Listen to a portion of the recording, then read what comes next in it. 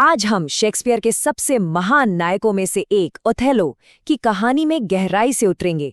देखेंगे कि कैसे एक मजबूत, एक सम्मानित इंसान मनोवैज्ञानिक तौर पर पूरी तरह से तोड़ दिया जाता है।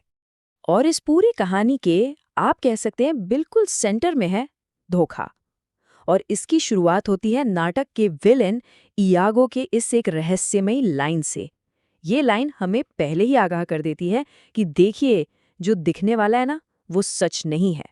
तो ठीक है, चलिए कहानी में उतरते हैं। सबसे पहले कौन है ये नायक, उसकी दुनिया कैसी है? देखिए, ओथेलो एक बहुत ही मशहूर सम्मानित जनरल हैं और उनकी जिंदगी ना वो दो मजबूत पिलर्स पर टिकी है। एक उनकी मिलिट्री रेप्यूटेशन और दूसरा डेस्डिमोना के लिए उनका गहरा बेइंतहा प्यार। यहाँ पर ना एक बहुत गहरा कॉन्फ्लिक्ट है ओथेलो की पहचान को लेकर। पब्लिक में वो एक हीरो है, एक वीर सेनापति जिस पर पूरा राज्य आंख बंद करके भरोसा करता है।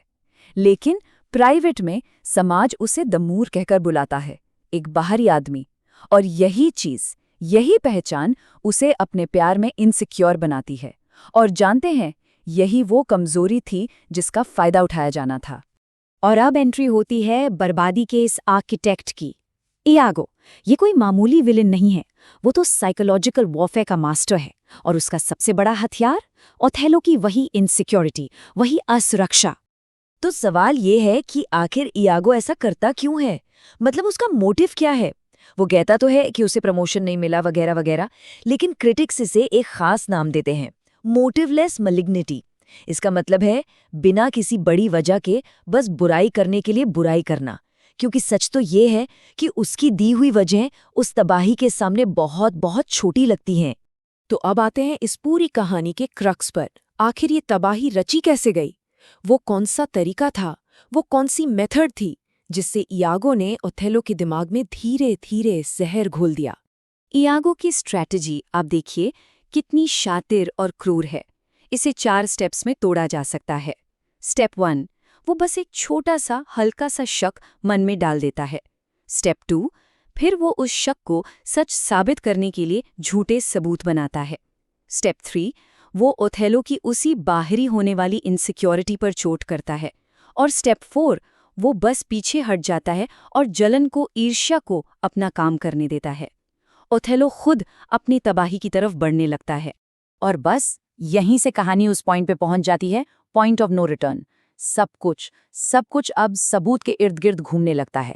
ओथेलो एक लॉजिकल आदमी है, उसे सबूत चाहिए, और यागो वो उसे वही देता है जो उसे चाहिए। बस फर्क इतना है कि वो सबूत नकली है। ओथेलो चिल्लाता है उसे ऑक्यूलर प्रूफ चाहिए, मतलब आंखों देखा सबूत। पर यहाँ सोचने वाली बात यह है कि असली सबूत में और जिसे हम सच मान लेते हैं उसमें आखिर फर्क क्या है? यागो के इस जाल में फंसे ओथेलो को आखिर मिलता क्या है? उसे मिलता है एक रुमाल। सोचिए, बस एक रुमाल, प्यार की एक छोटी सी निशानी जो ओथेलो ने डेस्डिमोना को दी थी। वही उसके भाग्य का फैसला करने वाला अकेला सबूत बन जाता है। इयागो इतनी चालाकी से इसे डेस्डिमोना की बेवफाई का सिंबल बना देता है कि ओथेलो के मन में जो शक का एक छोटा सा बीज था ना, वो अब एक विशाल पेड़ बन चुका है। और ये सब होता कितनी तेजी से है, ये देखिए। नाटक के सिर्फ एक सीन के अंदर, सिर्फ एक सीन में ओथेलो शांत प्यार से शुरू करता है, फिर उसके मन में शक आता है, फिर वो शक बढ़ता है, फिर वो सबूत मांगता है और आखिर में बदले की कसम खा लेता है। ये जो मेंटल कोलैप्स है ना, ये इतना तेज है कि यकीन करना मुश्किल हो जाता है। और इसका नतीजा क्या होता है? त्रासदी का क्लाइमैक्स। एक झूठ पर पूरी तरह यकीन करके वो हीरो अब एक कातिल बन चुका है। वो अपनी बेगुनाह पत्नी डेस्डिमोना की हत्या कर देता है और उसके साथ साथ अपनी आत्मा की भी।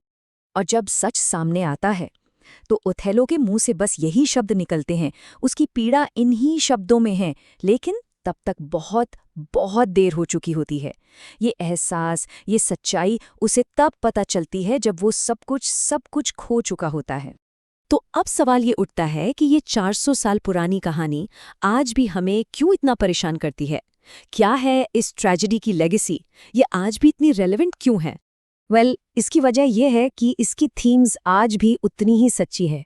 बात चाहे जलन की उस विनाशकारी आग की हो या फिर जो दिखता है और जो असलियत है उसके बीच के धोखे की। ये हमें याद दिलाती है कि भरोसा कितना नाजुक होता है, कि इनसिक्योरिटी कैसे जहर बन सकती है और कैसे कभी-कभी लोग बिना किसी वजह के भी बुराई करते हैं। ये सारी वो इंसानी कमजोरियां हैं जिन्हें हम आज भी अपने समाज में और शायद खुद अपने अंदर भी देख सकते हैं। और आखिर में ये पूरी कहानी हमें एक बहुत बड़े सवाल के साथ छोड़ जाती है। ओथेलो की ट्रेजेडी एक पावरफुल रिमाइंडर है कि शब्द, सिर्फ शब्द, कितने ताकतवर हो सकते हैं। तो सवाल आज के लिए भी यही है, आज की दुनिया में जहां इन्फॉर्मेशन और मिस इन्फॉर्मेशन की बाढ़ आई हुई है, कितनी आसानी से सिर्फ शब्दों के दम पर एक झूठी हकीकत खड़ी की जा सकती है।